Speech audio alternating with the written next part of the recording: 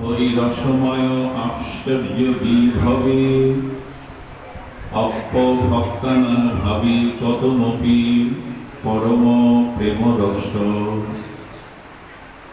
কলিযুগ পাবন অবতার, পরম প্রেমময়, প্রেম পরতত্ত্ব সীমা,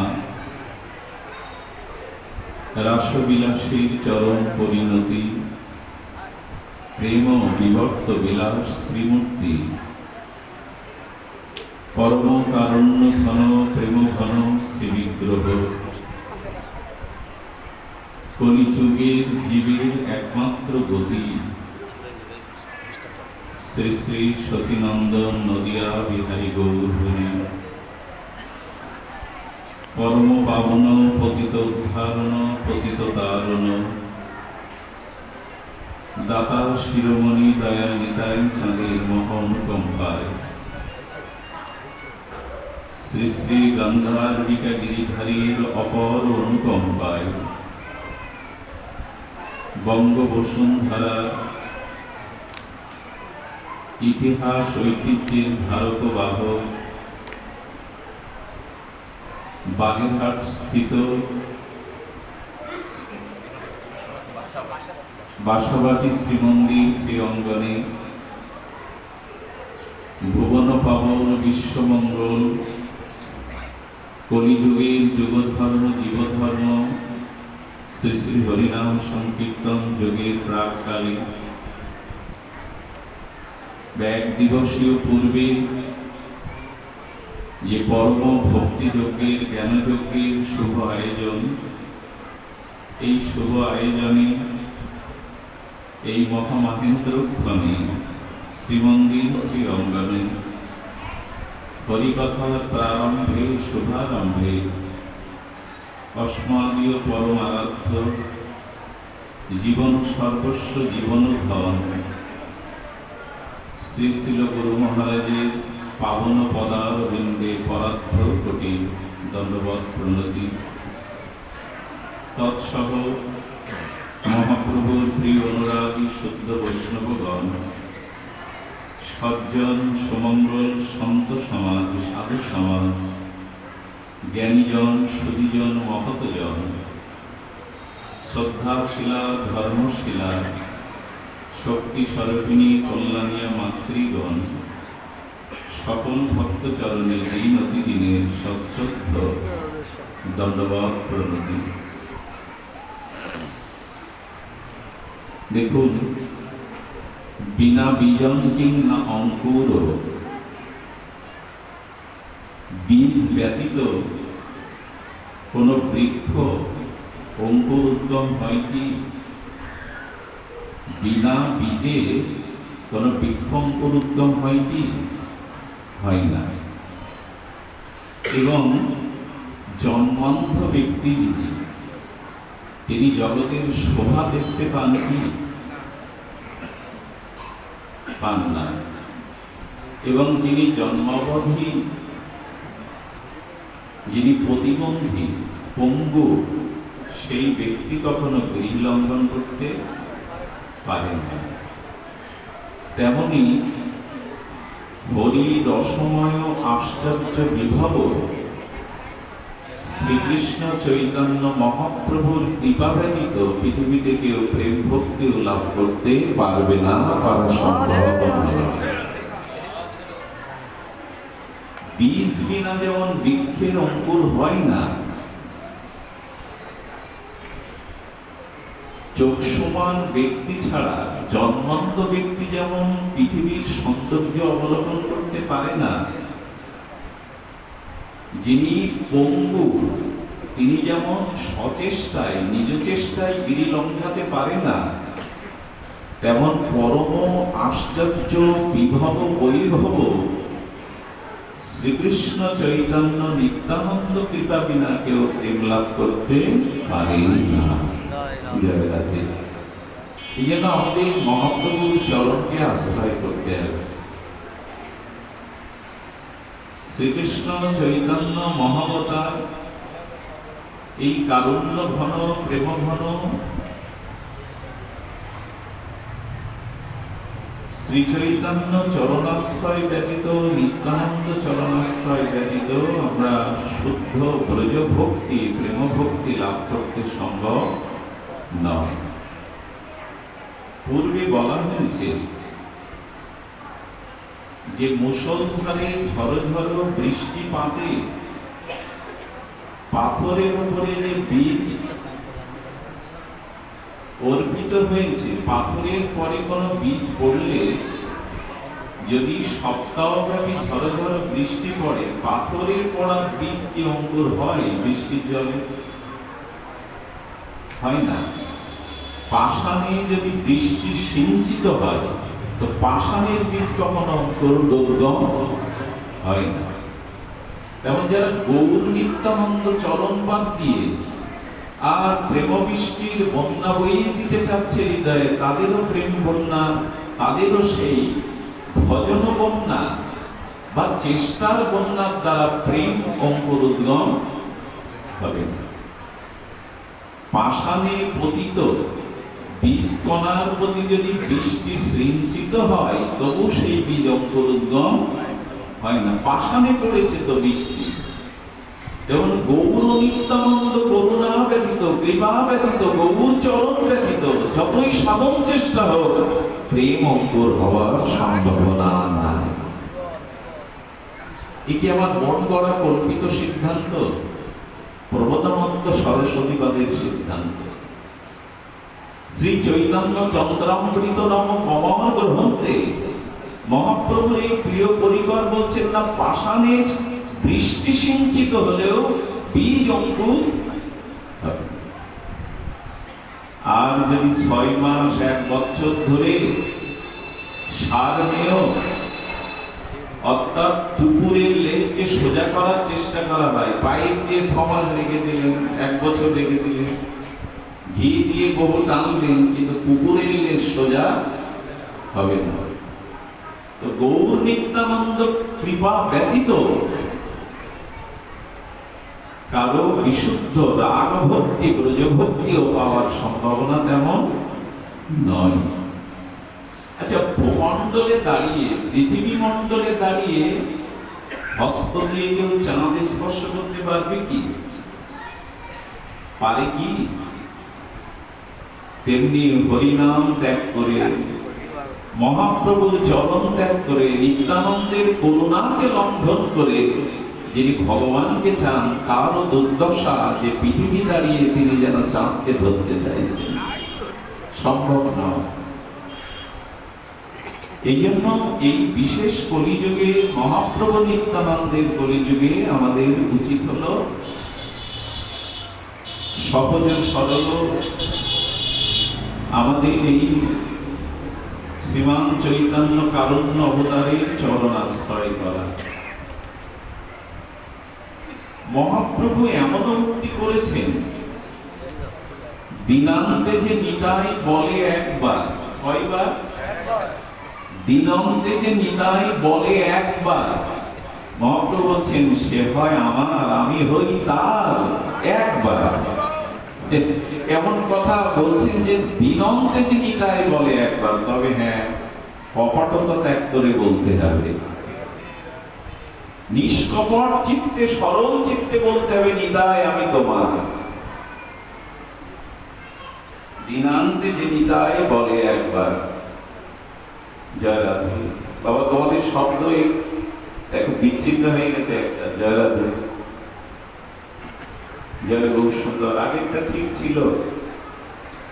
তো এই জন্য এই বিশেষ কলিযুগে মহাপ্রভুর মহা অবদান না, আগে যেভাবে ছিল এটা ঠিক করে দাও।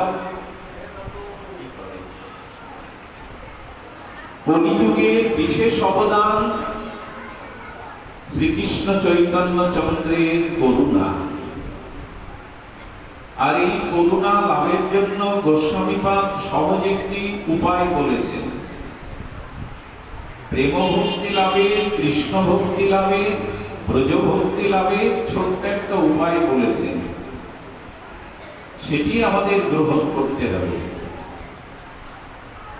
সেটি কি বলেছেন গোস্বামীপাদ? মহাপ্রভুর মনোভীষ্ট পূরণকারী জগৎগুরু রসাচার্য ইকো দিয়ে বসেছে। জগৎগুরু রসাচার্য কি বলছেন? কৃষ্ণ ভক্তি রসভাবিতা মতি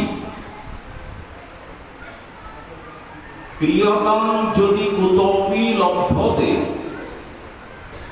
যদি কৃষ্ণ ভক্তি বা কৃষ্ণ প্রেম রস, ব্রজ রস আস্বাদন করতে চাও, ক্রিয়তাং যদি বা লভ্যতে, যদি সেই রস আস্বাদ, বাচ্চাগুলিকে থামান না, খেলা করছে, কথা বলছে, লভ্যতে তত্র লোলমপি মূল্য মে কলম। আহা, কি অদ্ভুত শব্দ চয়ন! যদি কৃষ্ণ ভক্তি রস ভাবে ভাবিত হতে চাও, নিজের মতিকে কৃষ্ণ ভক্তি রসে আর ডুবাতে চাও, উপায় একটি, তত্র লৌললোপি মূল্য মে কলম। লোভ জাগাও, লোভ রূপ মূল্য দিয়ে রস কিনে নাও, ভক্তি কিনে নাও। আরে বাবা, লোভ তো নরকের দ্বার। লোভ হলো নরকের দ্বার। তো লোভের দ্বারা কৃষ্ণ ভক্তি রসে মতি হবে? বলে হ্যাঁ, লোভ চায়। যদি প্রবল লোভ জেগে যায়, এই লোভের দ্বারা কিনে নাও।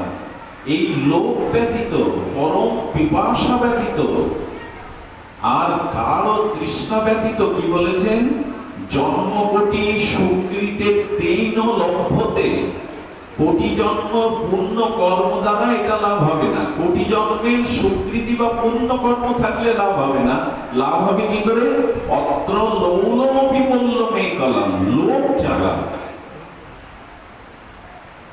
আচ্ছা, মানুষের জাগতিক কোন বস্তু প্রাপ্তির যখন প্রগাঢ় লোভ হয়, কালো তৃষ্ণা এসে বিধি নিয়ম আইন মানে, কোন বস্তুর প্রতি যদি খুব গাঢ় লোভ জাগে, সেই প্রবল লোভ, তখন তাকে বিধি মানতে বাধ্য করে না। লোভ কখনো কারো বিধি আচার নিয়ম মানে না। লোভের বশবর্তী হয়েই তো মানুষ সব লঙ্ঘন করে। যদি কৃষ্ণ ভক্তি লোভ তোমার ভিতরে জাগে, লৌল মূল্য মে কলা, লোভ রূপ মূল্য দিয়ে কিনে নাও কৃষ্ণ ভক্তি রস। লোভ না জাগলে আজকে এই তাপদাহে এসেছেন আপনারা, রাস্তায় দাঁড়িয়ে বসে, এটা লোভীরই তো পরিণাম। লোভ চাই। লোভ জাগতিক জিনিসে নরকে নিয়ে যাবে। রূপ যৌবন বিত্ত বৈভব আর এই শব্দ স্পর্শ রূপ রস গন্ধের লোভ আমাদের পতন ঘটিয়ে দেয়। সেটা আমরা ভালোই জানি। মন্দিরে প্রদীপ জ্বলছে, আর প্রদীপের সেই দীপশিখার যে রূপ, আগুনের তো একটা রূপ আছে, দীপশিখা যখন ওঠে তার একটা রূপ আছে। ওই রূপে অন্ধকার তিমিরে কীট পতঙ্গ মনে করে ওই রূপে ঝাঁপ দিয়ে সুখ পাবে। কীট পতঙ্গ প্রদীপ শিখার রূপে ঝাঁপ দিয়ে সুখ পায় না মরে পড়ে থাকে? ওই রূপের নেশায় কীট পতঙ্গ অগ্নির রূপে যখন ঝাঁপ দেয়, ওখানেই পুড়ে। অর্থাৎ জগতের লোক তোমাকে পোড়াবে। আর বর্ষির আগায় যারা মাছ শিকারী, মাছ শিকার করে যারা, বর্ষির আগায় একটু আমিষ চার দিয়ে দেয়, গন্ধ দিয়ে। আর ওই আমিষটারের জিহ্বার লোভে মাছগুলো এসে জীবন হারিয়ে ফেলে। তো জগতের লোক তোমাকে পতন ঘটিয়ে দেবে। পুরানো দিনে যারা হরিণ শিকার করত, তখন এত বন্দুক গুলি পিস্তল ছিল না। তো শিকারীরা জাল পেতে সুমধুর সুরালাপ করত বংশীতে, বাঁশরীতে। বাঁশির সুর শুনে হরিণগণ ছুটে এসে ওই জালে আটকে যেত। তেমনি কর্ণে বিষয় কথারূপ, কামিনীর কথারূপ, বাসনারূপ কথা শুনে আমরাও মোহজালে আটকে যাই। তো জগতের যে শব্দস্পর্শ রূপরস গন্ধের লোভ, ওটা আমাদের নরকগামী করে, পতন করে। কিন্তু কৃষ্ণ ভক্তির লোভ যদি কারো জেগে যায়, ভগবান ভক্তির লোভ, তাহলে প্রেম ভক্তি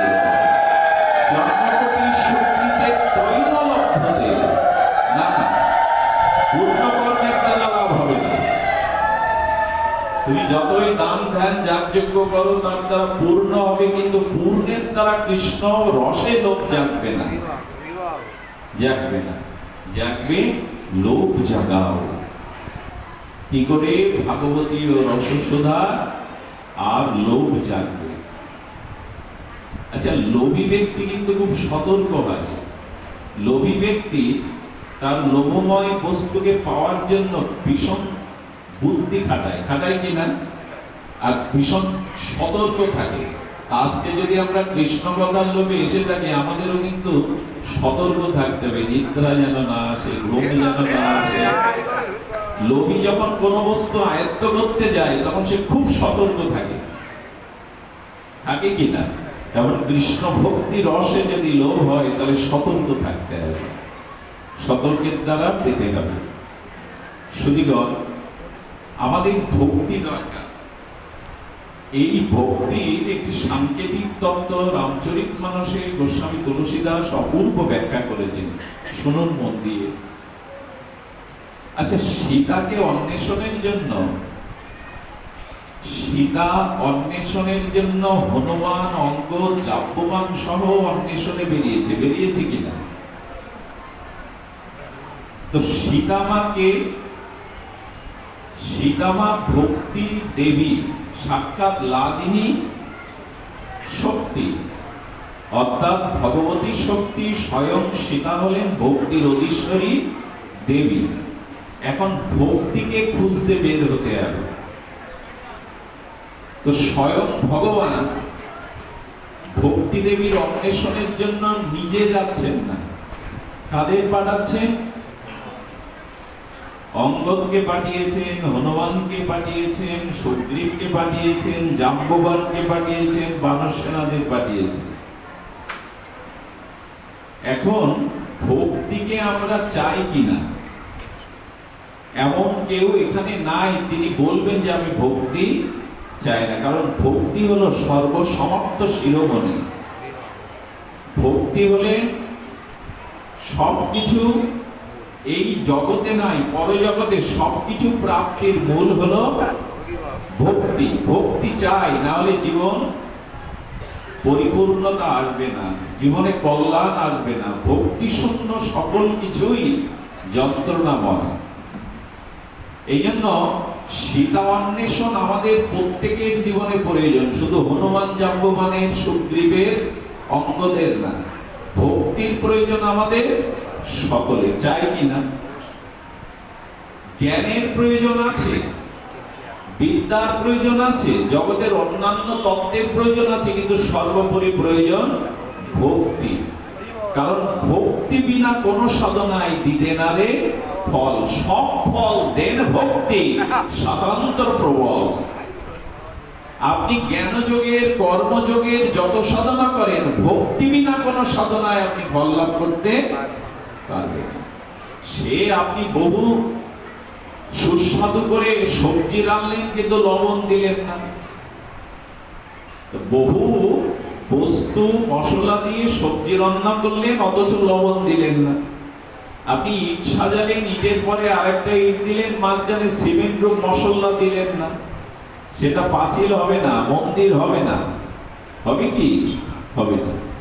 তো যার জীবনে যত ভজন সাধনা আছে, যদি ভক্তিকে তুমি গ্রহণ না করো, কোন সাধনা তোমাকে ফল দিতে, সব ফল দেন ভক্তি স্বাতন্ত্র প্রবল। একমাত্র স্বাতন্ত্র বিশেষ ক্ষমতা ভক্তির আছে।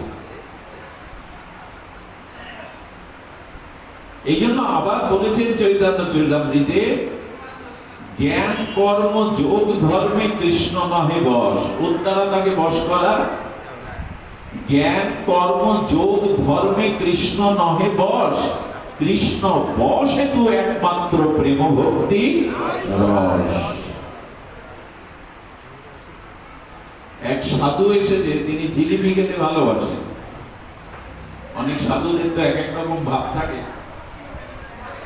তো পাশে মদন ময়রা, উনি গলায় মালা আছে, প্রসাদ ভোজির দোকানও আছে, আমিষ তোলেন না। তো শিষ্য বলছে, গুরু মহারাজ হয়ে যাক 100 গ্রাম 200 গ্রাম। বলে আজ বাবা ব্যস্ত আছি, আজকে জিলিপি খাবো না। বলে না, তা কি হয়, আপনি ভালোবাসেন। আর আমি দেখেও এলাম মদন ময়রা জিলিপি ভাবছে, ছেলেটাকে ডেকে বলছেন, ছেলেটা একটু সহজ সরল, ডেকে বলছেন এই 20 টাকা নিয়ে 200 গ্রাম জিলিপি আন। তবে শোন, প্রথম কড়াই থেকে যা তুলছে সেই টাটকা আনবি, প্রথম কড়াই থেকে যা তুলছে টাটকা আনবি, বাসি আনবি না। ও গিয়ে দাঁড়িয়েছে, 20 টাকা দিয়েছে। জিলিপি তৈরি করতে গিয়ে 2টি কড়াই লাগে, একটা ভাজার কড়াই, একটা রসে চুবানোর কড়াই। সেই ভাজার কড়াই থেকে তুলে যে রসের কড়াইতে নিয়ে যাবে, বাবা বলছে প্রথম কড়াইয়ের টাটকাটা নিতে বলেছেন, আমি দ্বিতীয় কড়াইটা নেব না। ওই জিলিপি খাওয়া যাবে তো? তো জ্ঞান কর্ম হলো প্রথম কড়াইয়ের জিলিপি, আর ভক্তি হলো দ্বিতীয় রসে ভেজা কড়াইয়ের জিলিপি। ওতে না ডোবালে জিলিপি হবে না। এই জন্য বলছেন ভক্তি একটা স্বতন্ত্র ক্ষমতা। আগুনের যেমন একটা স্বতন্ত্র ক্ষমতা আছে, সব পুড়িয়ে দেয়, এটা ওর স্বতন্ত্র ক্ষমতা। ভক্তির একটা স্বতন্ত্র প্রবল ক্ষমতা আছে। এই জন্য ভক্তির খোঁজ করা আমাদের সকলের দরকার। তুলসীদাস বলছেন তাকিয়ে দেখো, স্বয়ং ভগবান পেছনে থেকে সবাইকে পাঠাচ্ছেন সীতার খোঁজে। অর্থাৎ জগৎ বিধাতা ভগবান বলছেন জীবগণকে তোমরা ভক্তির অন্বেষণে যাও, ভক্তিকে খোঁজ করো। সীতার আরেক নাম শান্তি, সীতাই শান্তি।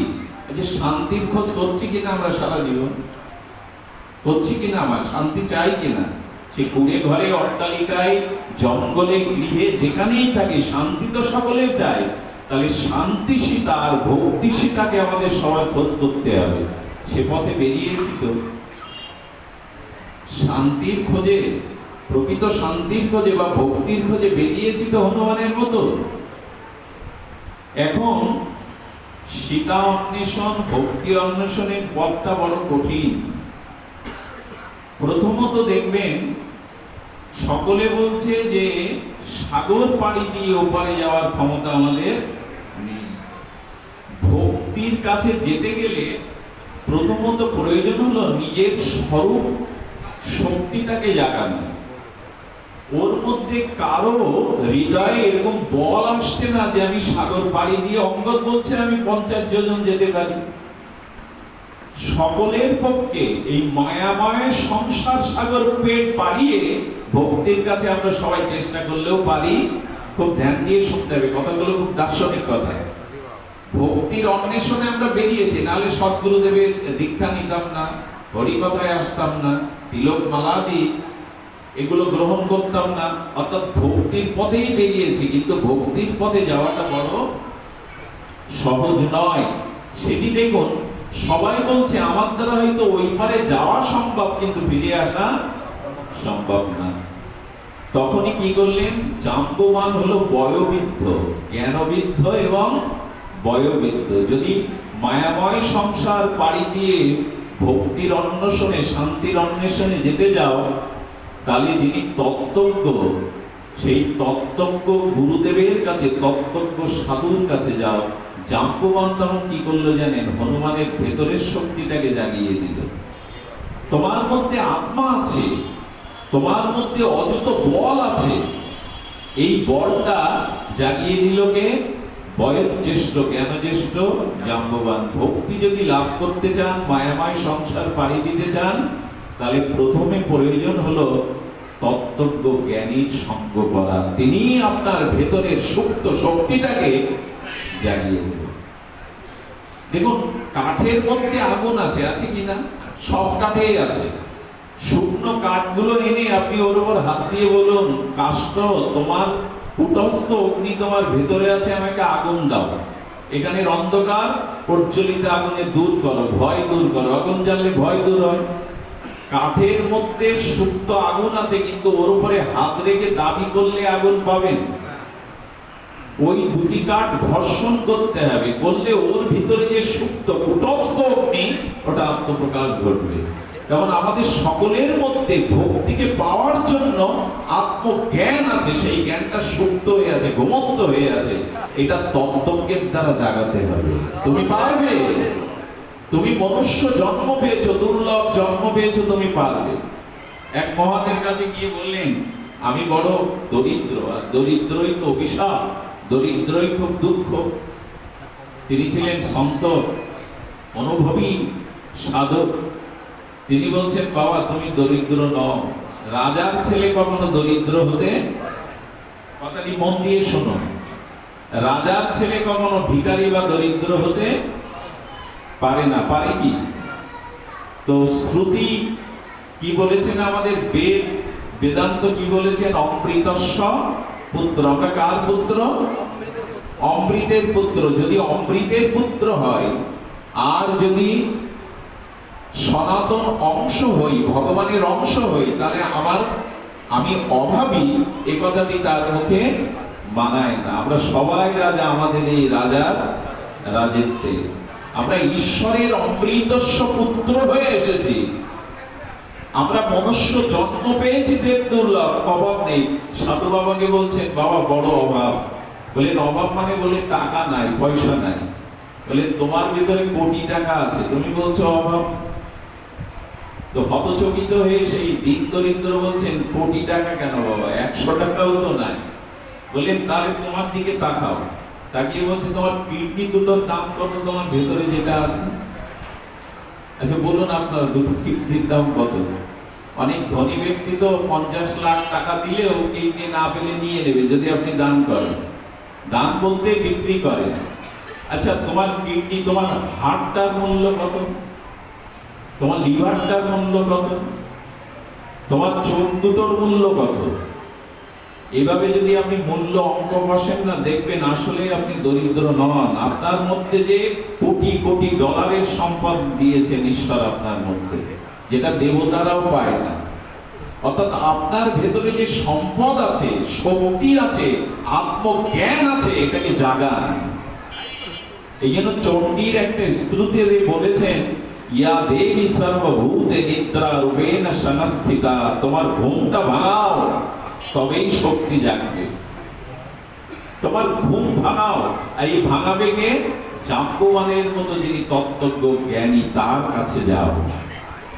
তিনি তোমাকে স্বরূপ জ্ঞান, স্বরূপ স্মৃতি, আত্মজ্ঞান, সুপ্ত জ্ঞান জাগিয়ে দেবেন। হনুমান তখন বললেন, এবার আমি পারবো। সেই জাম্বুয়ান সুপ্ত শক্তি যখন জাগিয়ে দিলেন, তখন বললেন, হ্যাঁ আমার ভিতরে যে প্রভু রাম আছে, সেই রাম শক্তিতে সবকিছু সম্ভব। আর ভক্তি অন্বেষণের প্রথম সংজ্ঞা দেখুন, হনুমান ছোট বড় বানর সবাইকে প্রণাম করে আশীর্বাদ দিচ্ছে। যদি ভক্তির পথে যেতে চাও, তাহলে হনুমানের মতো সকলের কাছে নত হয়ে আশীর্বাদ মেগে নাও। নিজের অভিমান, নিজের বড়ত্ব আনলে ভক্তির সন্ধান তুমি। হনুমান বানরদের প্রণাম করছেন, সাধারণদের প্রণাম করছেন, যার সীতা অন্বেষণে যেন আমি বিফল না হয়, আপনারা আশীর্বাদ করুন। প্রথমেই হনুমান জানিয়ে দিলেন, তত্ত্বজ্ঞের জ্ঞান লাভ করে সকলকে মান প্রদান করো, সকলের আশীর্বাদ নাও।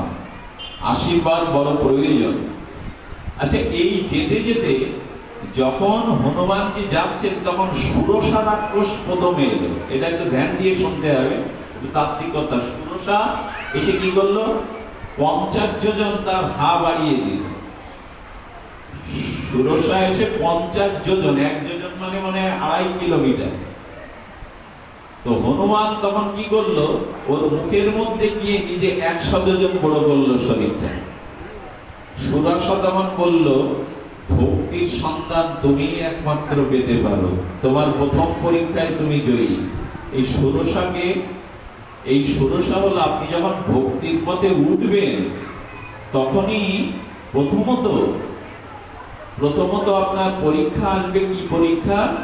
না এই যে যশ খ্যাতি, আমি সাধু হয়েছি, বক্তা হয়েছি, এই যশ খ্যাতি তোমাকে গিলে খেতে আসবে। যেই আপনি ভগবত ভক্তির পথে চলেছেন, পণ্ডিত হয়েছেন, সাধু হয়েছেন, বক্তা হয়েছেন, সঙ্গে সঙ্গে আপনাকে প্রশংসা গিলতে আসবে।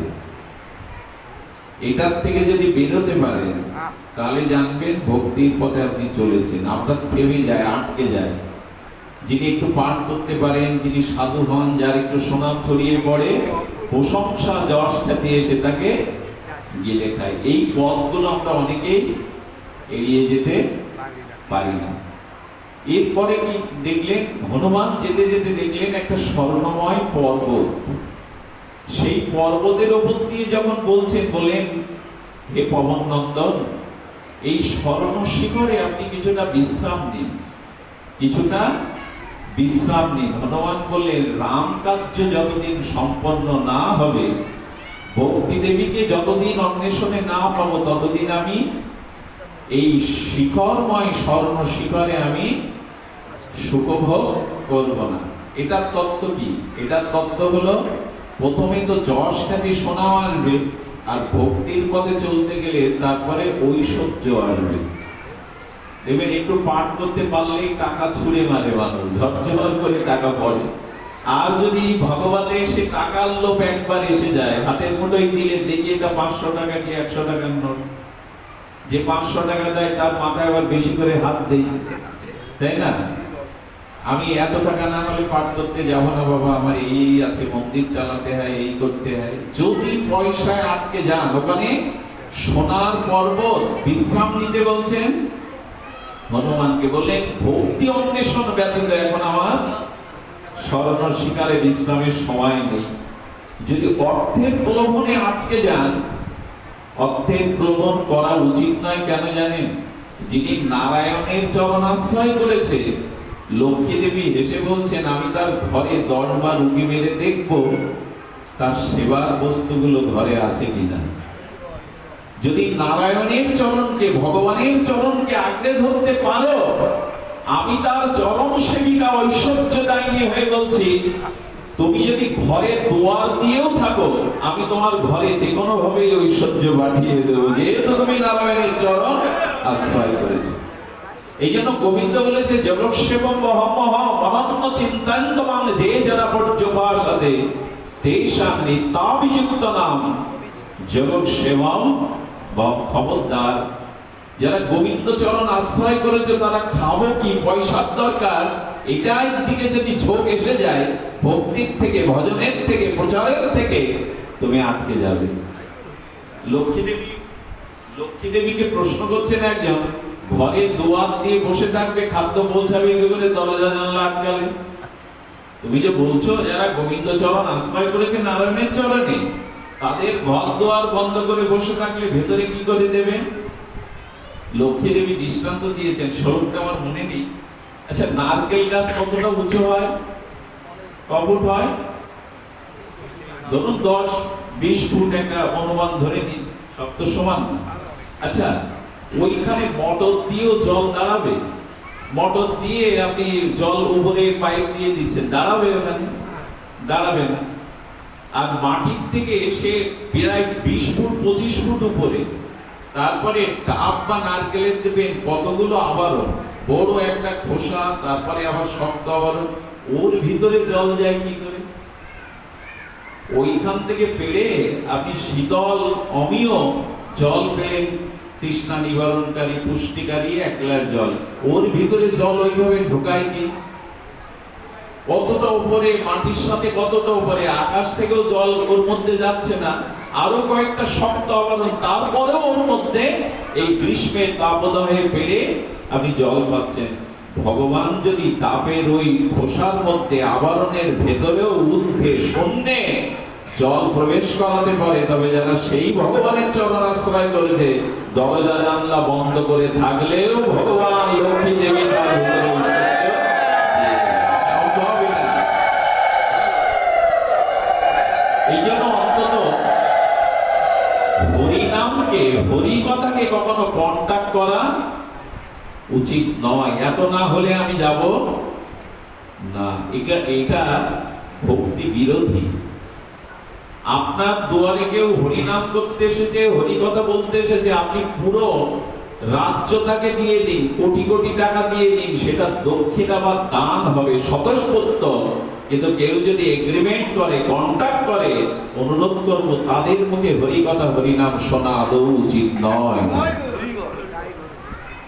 কারণ সেটা ক্রিয়াশীল হবে না। পারবেন গীতা ভাগবতের একটা শ্লোক পৃথিবীর টাকা দিয়ে কিনতে?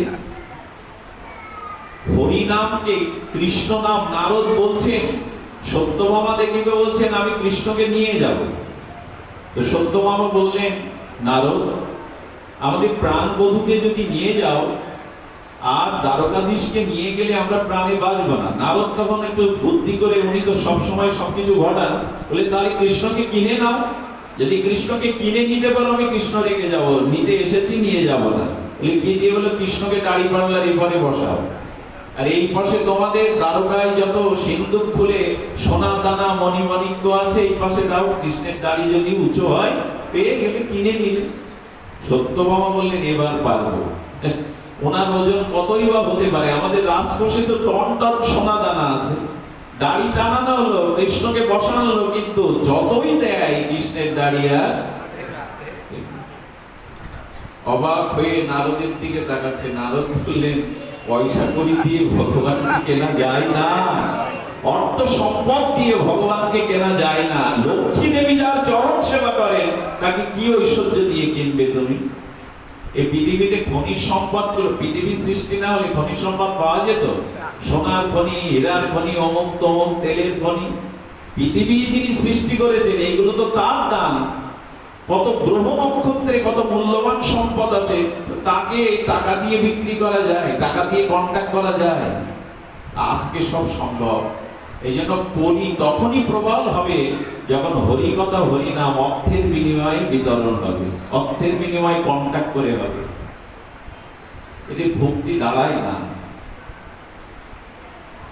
আমার কি মনে হয় জানেন, যদি অপরাধ না নেন, ছোট মুখে একটা ছোট কথা বলি, একটা নাম কীর্তনের দল আনতে গেলে এখন ভালো দল 70-60 লাগে।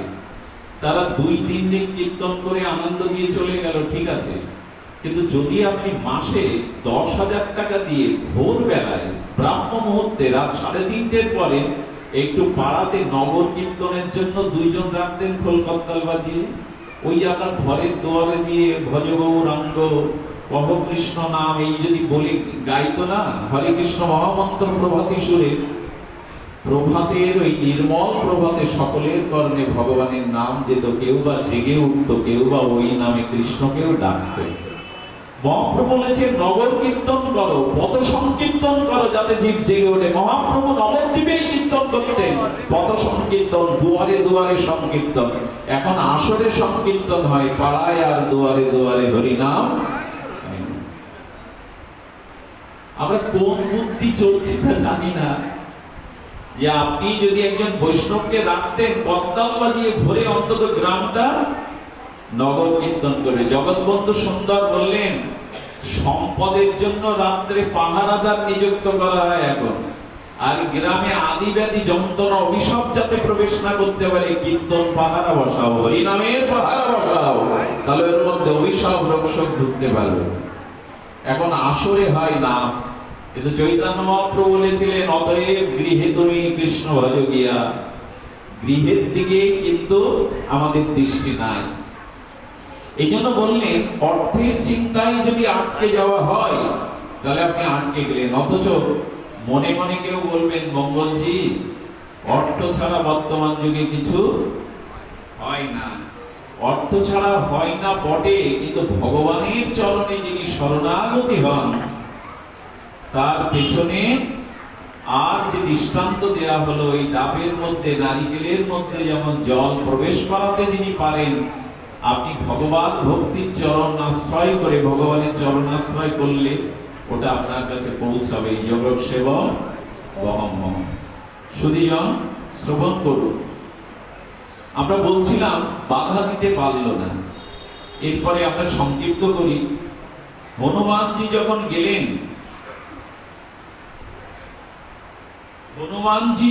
গেলেন, আর আপনারা লক্ষ্য করবেন, হনুমানজি লঙ্কায় প্রবেশের পরে আর তিনি দেখলেন যিনি ভক্তি জননী, তিনি অশোক কাননে আর বৃক্ষের তলে বসে ক্রন্দন করছেন। মা সীতার চোখের জল, অর্থাৎ তার যে মনোবেদনা, তার যে প্রভুর বিরহ বেদনা, এটা দেখে হনুমান সজল নয়ন হয়ে গেল। আর সজল নয়ন হলে কি করলে জানেন হনুমান? চেরিগঞ্জ যখন কিছুটা দূরে সরে গেছে, চলে গেছে, হনুমান তখন চিন্তা করছেন ভক্তি দেবীর চোখে জল কেন জানেন? স্বয়ং ভক্তি দেবী কাঁদছে কেন? শান্তির চোখে জল কেন? বলে প্রভুর চরণ ছাড়া হয়ে যদি কেউ দূরে সরে যায় তার তো চোখে জল আসবে, শান্তির চোখেও জল আসবে। যদি ভগবানের চরণ থেকে, মা সীতামা আজ প্রভুর চরণ থেকে অনেকটা দূরে। ওহে জীব, ভগবানের আতুলো আতুলো চরণ পাদপদ্ম থেকে যখন তুমি দূরে সরে যাবে, তখন অশোক কাননে থাকলে, অশোক শব্দের অর্থ কি? যেখানে শোক নাই, অভাববাচক, আর শোক যেখানে শোক নাই, কিন্তু অশোক কাননেও তুমি শোক পাবে যদি প্রভুর চরণ থেকে দূরে সরে যাও। ভগবানের চরণ থেকে বিচ্ছিন্ন হয়ে গেলে, দূরে সরে গেলে শান্তির দেবীও কাঁদতে থাকে। হনুমান তখন চিন্তা করলেন মায়ের চোখের জল আর মায়ের মর্মবেদনা দূর করার উপায় কি আছে আমার কাছে? খুব মার্মিক কথা, উপায় খুঁজে পেলেন হনুমান একটাই। এই জগতে যত ব্যথা, যত যন্ত্রণা, যত বিরহ আর যত অভিশাপ, সব কিছুর মূলে একটি মাত্র পথ, একটি মাত্র উপায়, তব কথামৃতম তপ্ত জীবনম। হনুমান বুঝলেন সমস্ত বিরহ, বেদনা আর যন্ত্রণার উপশম একমাত্র হরি কথার অমৃতের মধ্যে। বাকি যদি হরি কথা শোনানো যায়, রাম গুণ কীর্তন শোনানো যায়, এটাই হলো তব কথামৃতম তপ্ত জীবন। দেখুন আমাদের জীবন নানান যন্ত্রণায় জর্জরিত, ভব মহা দাবাগ্নি জ্বলছে। সংসার দাবানল, সংসার দাবানল। বিশ্বনাথ চক্রবর্তী বাদ বললেন সংসার দাবানল, মহাপ্রভু বললেন ভব মহা দাবাগ্নি। সংসার জ্বলছে, নিভাবার উপায় একমাত্র হরি নাম, হরি কথায়। এটাই অমৃত বর্ষণ করবে। হনুমান কি করলেন? হনুমান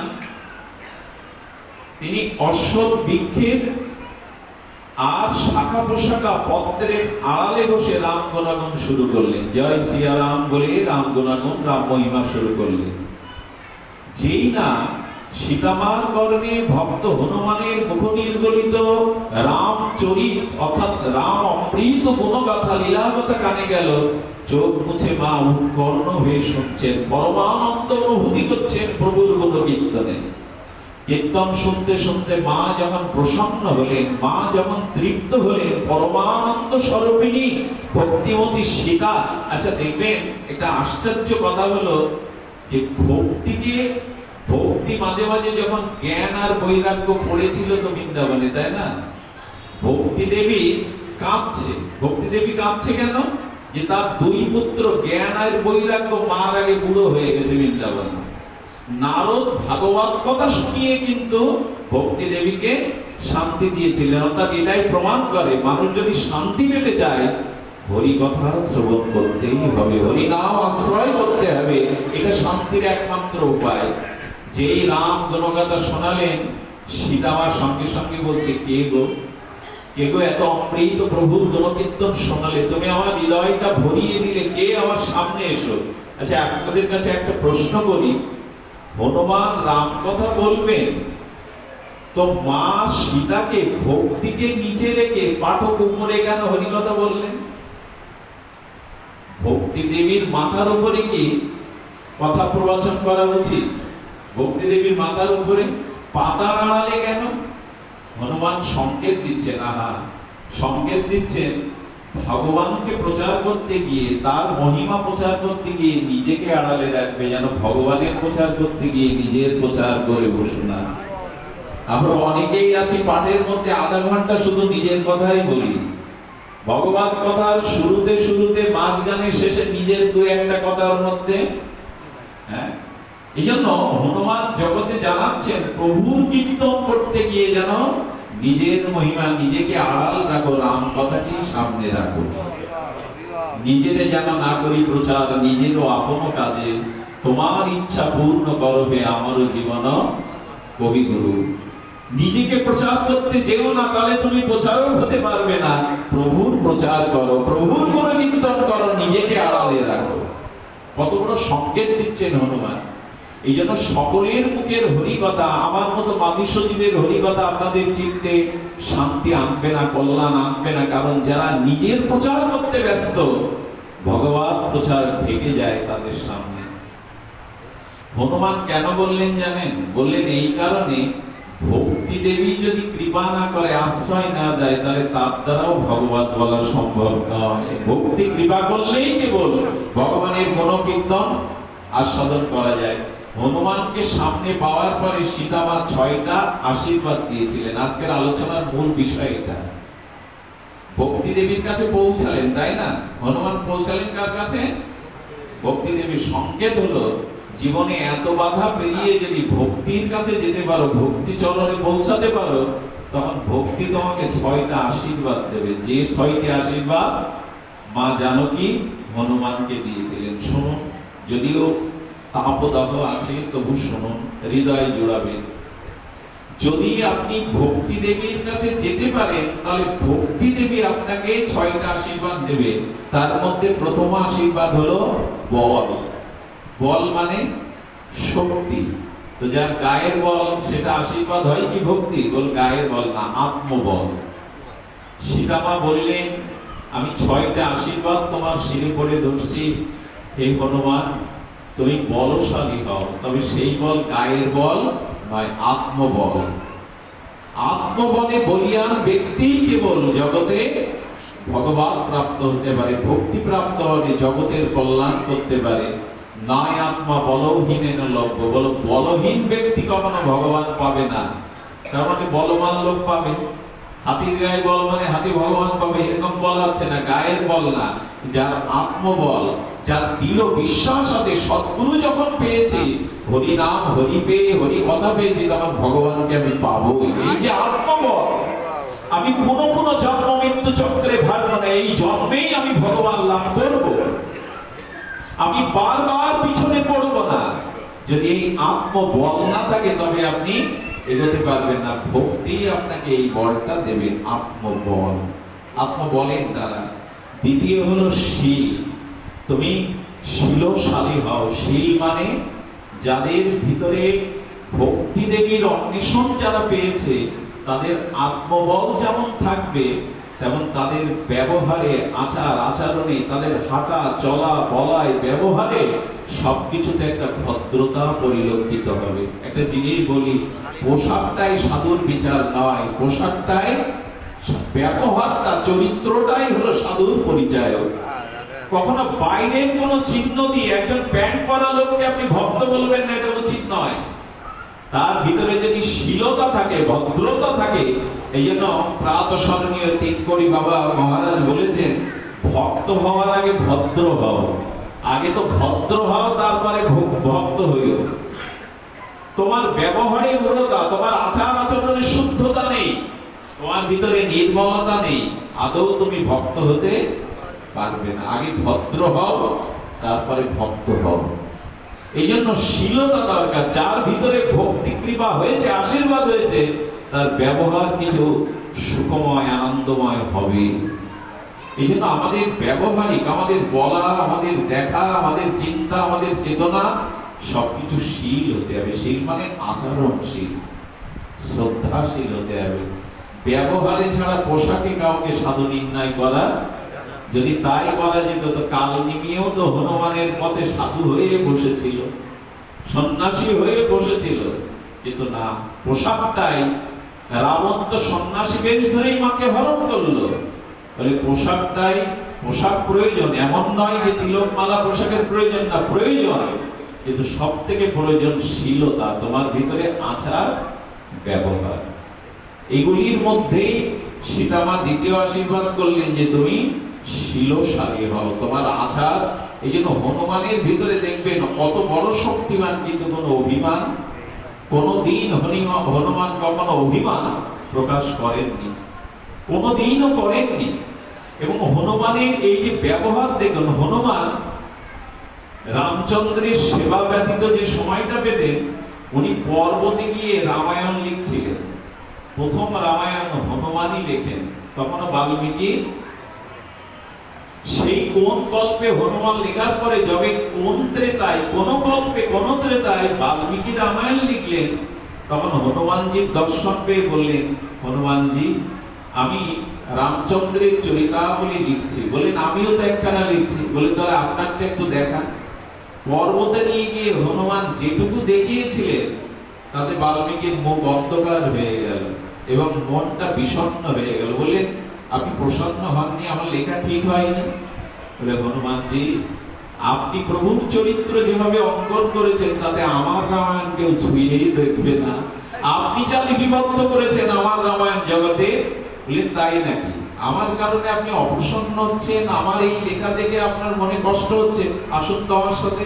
পুরো সব নিয়ে সমুদ্রে জলাঞ্জলি দিয়ে হনুমান বললেন, আমার সব জলাঞ্জলি যাক, কিন্তু আপনি প্রসন্ন হন, আপনি রামচরিত লিখে জগতে পূজনীয় হন। এই হলো হনুমান। আমার লেখার কারণে একজন কষ্ট পাচ্ছে প্রভুর চরিত্র লিখে নিয়ে যে সব জলাঞ্জলি দিয়ে দিলেন। শুধু ভক্তগণ এই তো ব্যবহারশীলতা চায়, তবেই তো সাধুত্ব। হনুমান সবাইকে মান দিতেন, নিজের প্রশংসা কখনো করতেন না। তার প্রতিটি আচারে ব্যবহারে এই শালীলতা শীলতা কাজ করত। তৃতীয় আশীর্বাদ দিলেন, তুমি অজর হও। অজর মানে, অজর মানে কি? জর মানে বার্ধক্য, জর মানে বার্ধক্য। যার জীবনে বার্ধক্য আসে না তাকে বলে অজর।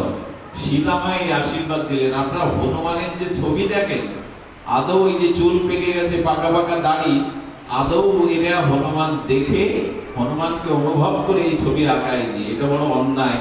যারা শ্রীকৃষ্ণকে যুবক বানায়, কিশোর থেকে শ্রীকৃষ্ণকে 30 বছরের যুবক বানায়, এরা নরকে যাবে। এরা শাস্ত্রকে ভাগবতকে লঙ্ঘন করে মনোকল্পিত ভাবে কৃষ্ণকে, শ্রীকৃষ্ণ কিশোর, নিত্য কিশোর, নিত্য যুবক নন।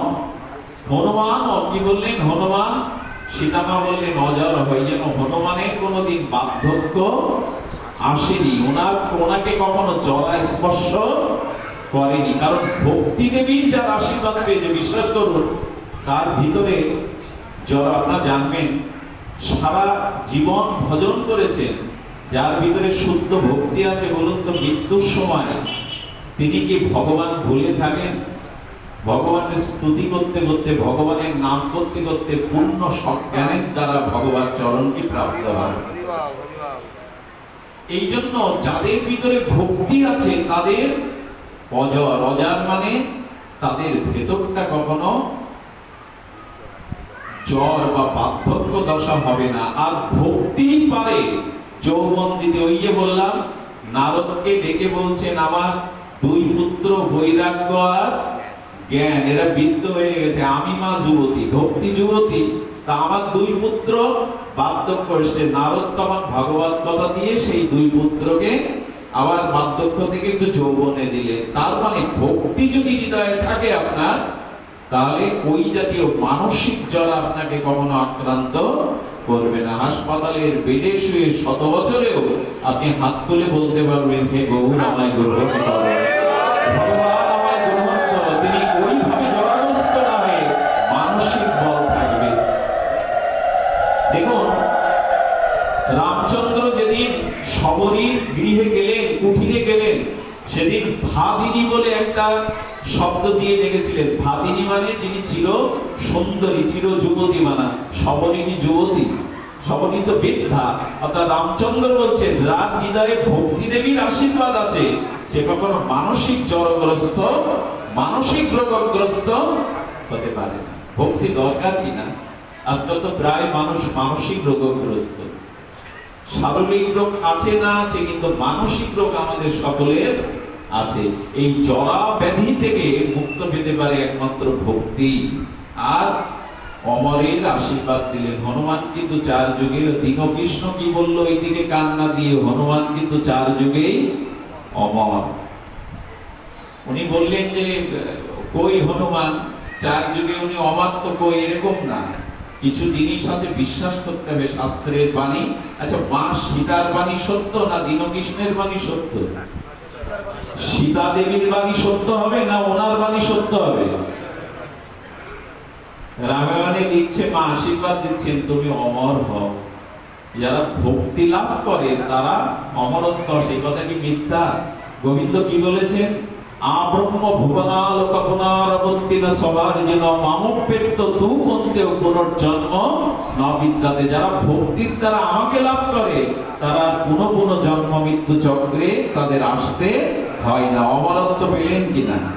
বৈকুণ্ঠ গতি, স্বরূপ গতি হলো কিনা? আপনি আর আসা যাওয়া আপনার নেই। তো হনুমান কেন? আপনিও অমর হতে পারেন যদি ভক্তি দেবীকে আশ্রয় করেন, ভক্তি লাভ করেন, তাহলে পুনঃ পুনঃ জন্ম মৃত্যু চক্রে আপনার আর আসার প্রয়োজন হবে না। ভক্তি একমাত্র অমরত্ব দিতে পারে। আর হনুমানকে শেষ আশীর্বাদটা দিচ্ছেন, গুণনিধি, তুমি গুণের নিধি হও। হনুমান, এই জগতে যেখানেই রাম কথা সেখানে অগ্রে তোমার গুণকীর্তন হবে, যেখানে রামের পূজা সেখানে আগে অগ্রে তোমার পূজা হবে। তুমি এই জগতের গুণনিধি হও। আমরা একটু সম্মানের কাঙাল হয়ে ঘুরে বেড়াই, কিন্তু ভক্তি যদি কেউ লাভ করে এ পৃথিবীতে সমস্ত জগৎ তার জয়গান করে, সমস্ত জগৎ তার পেছনে জয় কীর্তনে। আজকে রূপ সনাতন যদি রাজত্ব করত, এভাবে ঘরে ঘরে পূজা পেত না, এভাবে হৃদয়ের তারা অধীশ্বর হতে পারত না। ভক্তিকে যিনি গ্রহণ করেছেন তিনি গুণনিধি হন, সমস্ত গুণ আর তাকে আশ্রয় করে। এত আশীর্বাদ পাওয়ার পরে হনুমান বলছেন, মা এখন আশীর্বাদ রাখো। বলে, মা আর আশীর্বাদের প্রয়োজন নেই, কিন্তু এখন আমার ক্ষুধা পেয়েছে। কোন কথা থেকে কোথায় আসছে হনুমান? এত কথার পরে কথার খুব সাংকেতিক অর্থ আছে।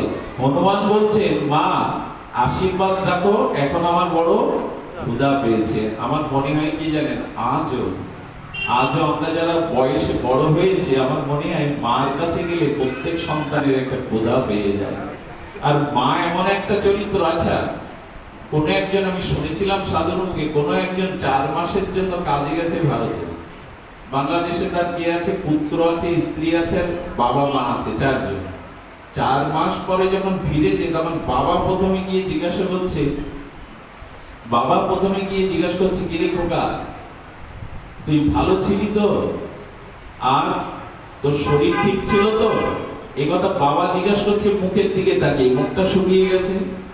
স্ত্রী গিয়ে বলছে, কি ডানে কিছু রাখতে পেরেছো? 4 মাস তো খাটলে। ছেলে গিয়ে বলছে, বাবা আমার জন্য কি এনেছো? কিন্তু মা প্রথমে বলল, খোকা কিছু খেয়েছিস সারাদিন? এই কথাটা মাই বলে। মার পেট থেকেই আমরা জন্মাই, তো এই জন্য মা সারা জীবন সন্তানের পেটের দিকেই লক্ষ্য থাকে। বাইরে থেকে যখনই আসবে, পুত্র বলবে, কন্যা বলবে, বাবা আমার জন্য কি এনেছো? স্ত্রী বলবে, হ্যাঁ টাকা পয়সা গুলো দাও, সিন্ধুকে রাখি, বাক্সে রাখি। বাবা বলে, কি শরীর ঠিক ছিল? ঠিকভাবে পৌঁছেছিলি? একমাত্র মাই বলে, খোকা কিছু খেয়েছিস? এই চরিত্র আর দ্বিতীয় নেই জগতে। এই জন্য মাকে দেখলে সন্তানদের যেমন ক্ষুধা পায়, আবার মায়ের দৃষ্টি সারা জীবনই সন্তানের ওই গর্ভ থেকেই জন্ম, তো ওই দিকেই দৃষ্টি থাকে। আর কেউ বুঝুক আর না বুঝুক, মা দেখবেন বুঝে নেয়। মা ঠিক বুঝে নেয় আপনি খেয়েছেন কিনা। এই জন্য যারা কষ্ট করে বাড়িতে গিয়ে মায়ের মুখ দেখে না, এরা বড় হতভাগা। সমস্ত পরিশ্রমের ক্লান্তি দূর হয়ে যায় একবার মা বলে ডেকে, মাকে সামনে দেখলে। যারা হারিয়েছে তারা বোঝে। আমি বহুবার বলেছি, আমার মতো জীবধন নরকের কীট। আমিও যখন রাত ওই কত রাত্রে ফিরি ওদের নিয়ে, মা বারান্দায় পড়ে থাকে। আমি 3 বারের বার, কোনোদিন 4 বার ডাকিনি। মায়ের কাপড় থাকে না, বিদ্যা হয়েছেন তো তাড়াতাড়ি উঠে গিয়ে খুলে দিয়ে দেয়। এত রাত করিস কেন? শরীরটা, মাকে বারবার বলা হয়, কেন বারান্দায় পড়ে থাকো? মা একজনকে বলেছে, যার সন্তান রাতের পর রাত কৃষ্ণ কথায় বাইরে থাকে, এসে যদি ডেকে সাড়া না পায়, তাই বাইরে পড়ে থাকে যাতে তাড়াতাড়ি ভেতরে নেওয়া যায়। মাঝে মাঝে কান্না পায়, মনে হয় তুমি চলে গেলে এই প্রতীক্ষা আর কেউ করবে না, কারো পক্ষে এই প্রতীক্ষা করা সম্ভব না। এই জন্য এই জায়গাটা নষ্ট করবেন না। আজকাল ভাগ হয়, 4 ভাই থাকলে 2 মাস 4 মাস করে মাকে ভাগ করে নেওয়া, এটা উচিত নয়। মা ভাগ হবে কেন? মা তুমি আমার দিকেই থাকো, লবণাক্ত যা জোটে তুমি পেও আমার দিকেই থাকো। অনেক জায়গায় বিচার বসে, জানেন, আমি এইটুকু বয়সে দেখেছি যে মাকে আমি টানতে যাবো কেন, আরো ভাইরা তো আছে, আর বেলায় এটা করতে যাবেন না, কোনোদিনই না, কোনোদিনই না। এই জন্য এই জায়গাটা হারানো হচ্ছে। সীতা মাকে দেখে, এত বড় বড় আশীর্বাদ দেখে মা সীতাকে বলছে, মা বড় ক্ষুধা পেয়েছে। মা সীতা বললেন, আমিও জানি। আচ্ছা, আসার পথে তুমি কিছু খাওনি? খুব সাংকেতিক কথা শুনুন, বলছে আসার পথে কিছু খাওনি? বলো, মা আসার পথে যাদের দেখা হয়েছে তারা সব ক্ষুধার্ত, সব আমাকে খেতে চেয়েছে, সব আমাকে খেতে চেয়েছে, কোনো তৃপ্তবান মানুষ আমি পাইনি। মা, সবাই একটা জিনিস বলি, ক্ষুধার্ত মানুষের পাশে বসবেন না। আবার বলি, ক্ষুধার্ত মানুষের পাশে বসবেন না। যারা তৃপ্ত ব্যক্তি, ক্ষুধা নেই, তার পাশে বসবেন। এই ক্ষুধাটা আমি জঠরের ক্ষুধা বলছি না, পেটের ক্ষুধা বলছি না। এই জগতে আমাদের প্রত্যেকের ক্ষুধা আছে। কারো টাকার ক্ষুধা, কারো রূপের ক্ষুধা, কারো প্রশংসার ক্ষুধা আছে কিনা?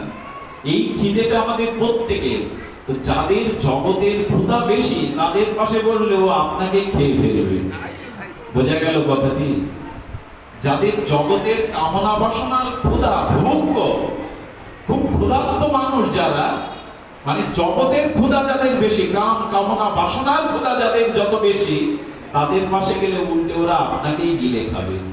এই জন্য যাদের ভিতরে এই জগতের ক্ষুধা কম, সেই আত্মতৃপ্ত মানুষের পাশে বসুন। সেখানে বসে দেখবেন ক্ষুধা দূর হবে। আমার বলবার সংকেত হলো এই, যাদের জগতে জাগতিক ক্ষুধা খুব বেশি, অর্থবিত্ত, যশ, খ্যাতি, ঐশ্বর্যের, এদের পাশে বসলে ক্ষুধা দূর হবে না, ক্ষুধা আপনাকেই গ্রাস করে নেবে। কিন্তু যাদের মন শান্ত হয়েছে, জগতের ক্ষুধা তৃষ্ণা যাদের কম হয়েছে, কামনা বাসনা, তাদের পাশে বসে দেখবেন মনটা বড় শান্ত হয়ে যাবে।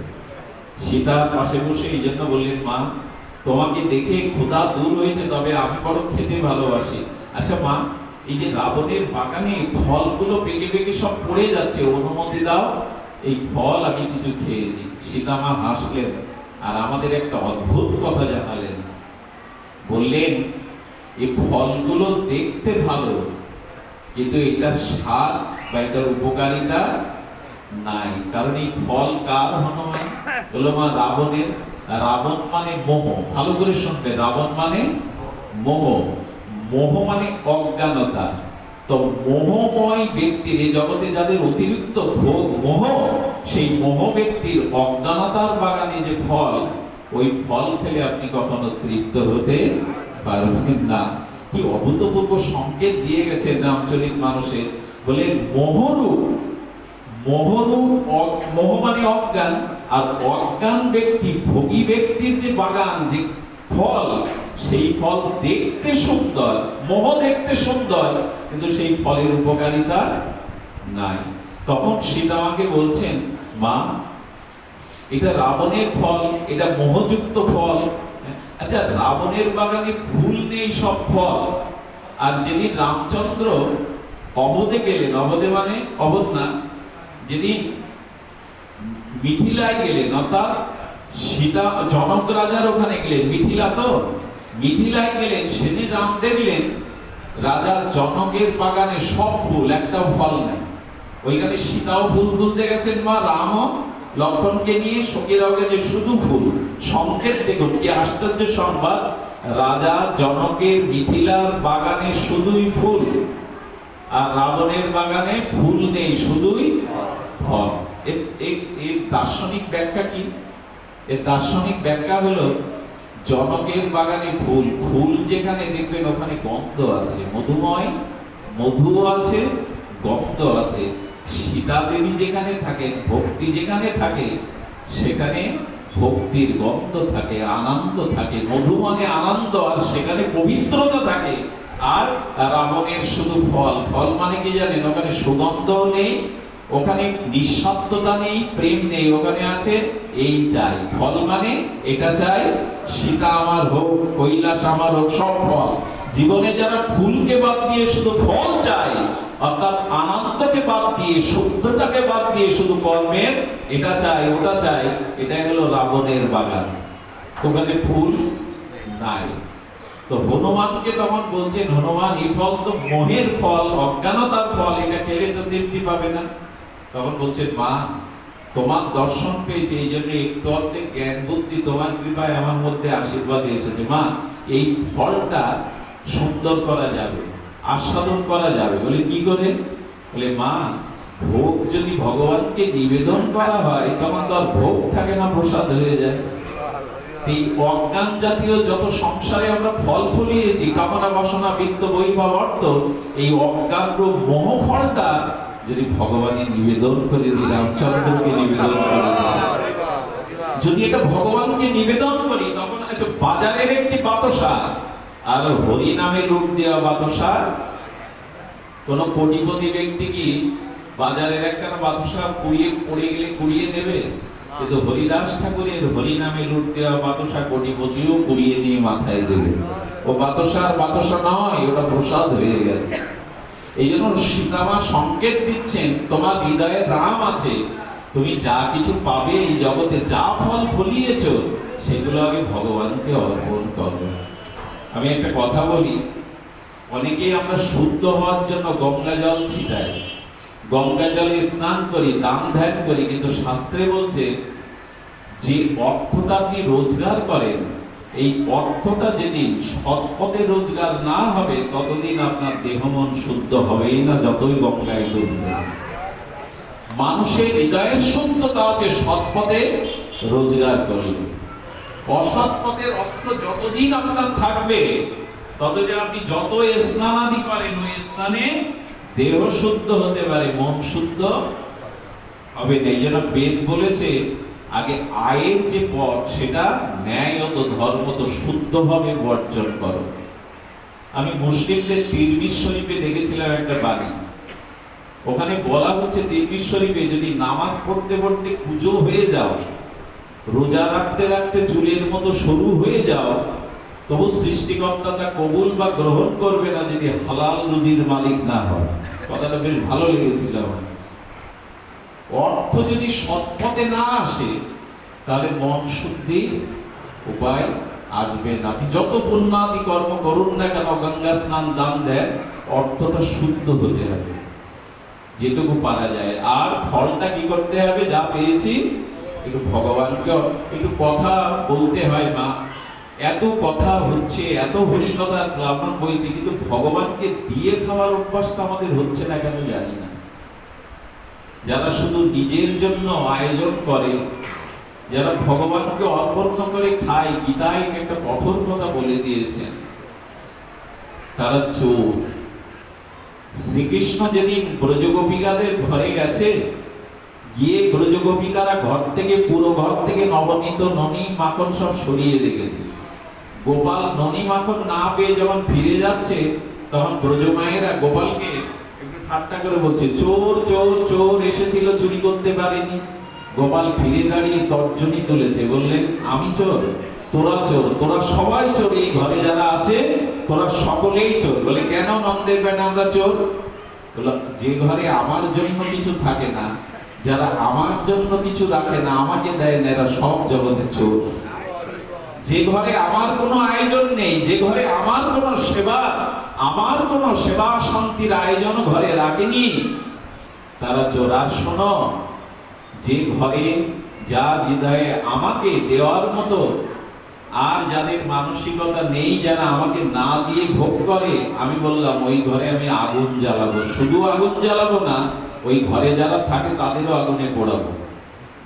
গোবিন্দ তাই করবেন কি? গোপাল বলছে বাইরের আগুন না, যদি আমার দেওয়া বস্তু আমাকে অর্পণ না করো, আমাকে না দাও, তবে অশান্তির আগুনে ওই ঘর জ্বলবে, তোমরাও জ্বলবে। আচ্ছা, এর সব থেকে বড় প্রমাণ কি জানেন? যেদিন লঙ্কা জ্বালিয়ে দিল হনুমান, একটা ঘর পড়েনি, জানেন তো? পুরো লঙ্কা পুড়ে গেল, একজনের ঘর পড়েনি, তার নাম হলো বিভীষণ। আচ্ছা, পুরো লঙ্কা পুড়লো, বিভীষণের ঘর পুড়লো না কেন? বলে ওই ঘরে ভক্তি দেবী ছিল, তুলসী দেবী, ওই ঘরে ভগবান রামের নাম ছিল, ওই ঘরে ভক্ত বসে বসে ভগবানের ভজন করছিল, রামের আয়োজন ছিল ওই ঘরে। সব পড়লেও বিভীষণের ঘর পড়েনি, বিভীষণের ঘরে ভক্তি ছিল, ভগবানের আয়োজন ছিল। এই জন্য বাড়িতে একটা তুলসী মঞ্জুরি রাখবেন। ভগবানের নামটা যেন আপনার ঘরে কোনো না কোনো থাকে, একটা হরে কৃষ্ণ নাম লেখা থাকে, কোথাও না কোথাও ভগবানের একটু বিগ্রহ থাকে। বাজার ভর্তি করে আমরা আমাদের চর্বচেষ্য লেজ্জ পেয়েও খাই, কিন্তু ভগবানের জন্য যেন আমাদের একটা বাজারের মানসিকতা থাকে। কিছু নিয়ে যায় গোপালের জন্য, কিছু নিয়ে যায় রাধা মাধবের জন্য। দেখুন, নিজের জন্য ব্যাগ ভর্তি করে বাজার করাটা ভক্তি না, কিন্তু গুরু সেবার জন্য, বৈষ্ণব সেবার জন্য, গোবিন্দ সেবার জন্য বাজার করাটাও ভক্তি। আর সাধু সেবা হবে, বৈষ্ণব সেবা হবে, গোপালের সেবা হবে, ওই ভেবে বাজার করাটাও ভক্তি। আচ্ছা, ভোরবেলা একজন উঠলো, আর এই গরমে ঘুম হয় না, ভোরের ঘুমটা একটু আরামদায়ক, ভোরে উঠলো কেন? ভগবানের মন্দিরে মঙ্গল আরতি দেবে, স্নান করে তিলক করে মঙ্গল আরতি দেবো। আর একজনের ঘুম হচ্ছে না, আরাম হচ্ছে না, তাই উঠে একটু চ্যান করে। দুইজন স্নান করলো, একজনের স্নান ভক্তির কারণ হলো, আর একজনের স্নান নিজ দেহ সুখের কারণ হলো। দুটোই কিন্তু স্নান। ভগবানের জন্য যা কিছু করা যায় তারই নাম ভক্তি। আমরা তো নিজের জন্যই করে গেলাম সারা জীবন, আমাদের সারাটা জীবন শুধু নিজের জন্য ভেবে গেলাম। এই জন্য সীতামা বলছে, ফল খেতে পারো, ওতে একটা দোষ চলে যাবে, যদি হৃদয়ে রাম আছে তাকে নিবেদন করে দিবে। ভগবান বলছেন, হ্যাঁ মা, বিষও তো অমৃত হয়, ভগবানকে দিলে প্রহ্লাদের বিষ অমৃত হলো, মীরাবাইয়ের বিষ অমৃত হলো। এই জন্য আসুন না, আমরা ঘর সংসার করছি বটে, কিন্তু ওখানে ভগবানের জন্য একটু আয়োজন থাকুক না। যদি ভগবানের জন্য আয়োজন থাকে, তাহলে জানবেন সেটি আর পুড়বে না, বিভীষণের ঘরের মতো আর পুড়বে না। ঘর তো পুড়ছেই আমাদের, একটাই কারণ, ভক্তি নাই। যদি ঘরে ভজন থাকে, ভক্তি থাকে, অশান্তির অনলে অন্তত ঘর পুড়বে না। শুধু ভক্তগণ, বলতে বলতে সময় পেরিয়ে এসছি। আসুন, আমরা যেখানে এসেছিলাম, ভগবানকে নিবেদন করা আমাদের জীবনে একান্ত প্রয়োজন। সেই নিবেদন যদি আমরা আমাদের হৃদয় থেকে সর্বকার্যে ভগবানকে সবকিছু নিবেদন করে সমর্পণ করে করতে পারি, তবে হবে এই জীবনের পরিপূর্ণতা, এই জীবনের সার্থকতা। তবে সব থেকে বড়, নিজেকে ভগবানের চরণে দান করা। দ্রব্যের দানের থেকে যদি নিজেকে ভগবানের চরণে সমর্পিত করতে পারি, তখনই হবে দান। সেই হনুমানজির ছোট্ট একটা চরিত্র কথা বলে পাঠ বিশ্রাম করি। শুনুন তাহলে, হনুমানজি এই ভক্তি লাভ করে জীবনে কি করলেন। আহা, লীলাটি বড় মাধুর্য লীলা, লীলাটি হৃদয়কে বড় বিগলিত করে দেয়। হনুমান কি করেন জানেন? হনুমান রামচন্দ্রের 12 ঘন্টা সারাটা দিন চরণে বসে বসে সেবা করেন। হনুমানকে যখনই দেখবেন রামের পাশে, দেখবেন উনি চরণে বসে আছেন।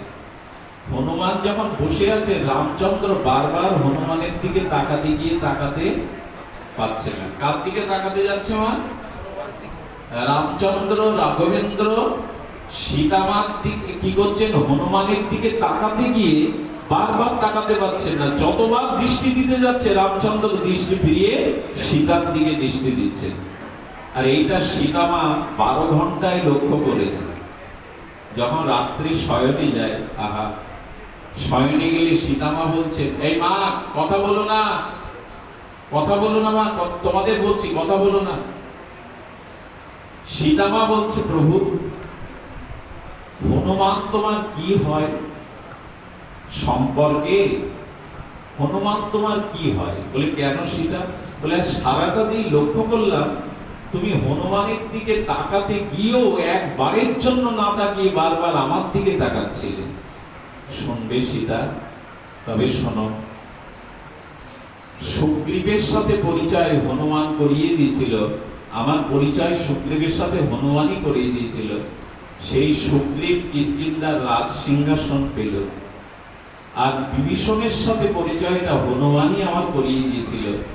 সেই বিভীষণ আজ লঙ্কার অধিপতি, আর আমি যে তোমাকে অযোধ্যার সিংহাসনে বসিয়েছি, এটাও হনুমানের দান। বলে, প্রভু, তাতে তো হনুমানের দিকে আরো বেশি তাকানো উচিত। বলেন, আজ যে আমি তোমাকে নিয়ে পাশে বসেছি, এটাও হনুমানের দান। এই জন্য শুনে রাখো, হনুমান আমার পুত্র, আমি লক্ষণের থেকে হনুমানকে বেশি ভালোবাসি। বলে তা যদি হয় পুত্রের দিকে পিতা তাকায় না? পুত্রের দিকে তো পিতা অন্তত তাকাবে, তুমি কেন ওর দিকে তাকাওনি? রাম বললেন কেন তাকায়নি জানো? সবাই রাজ্য নিল, সবাই ঐশ্বর্য নিল, হনুমানকে আমি বারবার বলেছি আমি তোমাকে মন্ত্রী করতে চাই, রাজ্য দিতে চাই। হনুমান বলেছে তোমার চরণ সেবা ছাড়া এই জগতে আমি কিছু চাই না, আমি তোমার চরণেই পড়ে থাকতে চাই, আমি রাজ্য চাই না, বৈকুণ্ঠও চাই না, আমি কোনো পদ চাই না প্রভু, আমি সারাটি জীবন অনন্ত জন্ম আপনার চরণ সেবা করতে চাই। বলে তোমার চরণ যে সেবা করে তার দিকে বুঝি তাকাতে নেই? সীতা সীতা আমি তাকাতে চেয়েছি, পারিনি। কেন পারোনি? বলে জানো আমার ভক্তের কাছে আমি চিরকাল ঋণ হয়ে যাই। যে ভক্ত শুধু ভালোবেসে বিনিময় কিছু চায় না, সর্বস্ব আমায় সঁপে দিয়ে আমার সুখ আমার সেবা করে, ওই ভক্তের কাছে আমি ঋণী হয়ে যাই। আচ্ছা বলো তো সীতা, কোন মহাজন যদি কারো কাছে টাকা পায়, আর কোন ব্যক্তি যদি কোন মহাজনের কাছে টাকা ধার নেয় আর তাকে যদি ধার শোধ না করতে পারে, সেই মহাজনের চোখে চোখ দিয়ে কেউ তাকিয়ে কথা বলতে পারে? আমাকে সারা জীবন সেবা করেছে হনুমান, বিনিময় কিছু চাইনি, তাই আমি হনুমানের কাছে চির ঋণী। ঋণগ্রস্ত ব্যক্তি মহাজনের চোখে চোখ দিয়ে তাকাতে পারে না। আমি চেষ্টা করেছি হনুমানকে দেখতে, কিন্তু আমার নয়ন ওদিকে যায়নি, আমি ঋণী হনুমানের কাছে। গোপীদের কাছে কৃষ্ণকে দেখে বলেছিল, গোপী তোমরা আমার জন্য দেহ ধর্ম, কুল ধর্ম, বেদ ধর্ম, সংসারের সুখ জলাঞ্জলি দিয়েছ, আমি তোমাদের জন্য কিছুই জলাঞ্জলি দিতে পারিনি।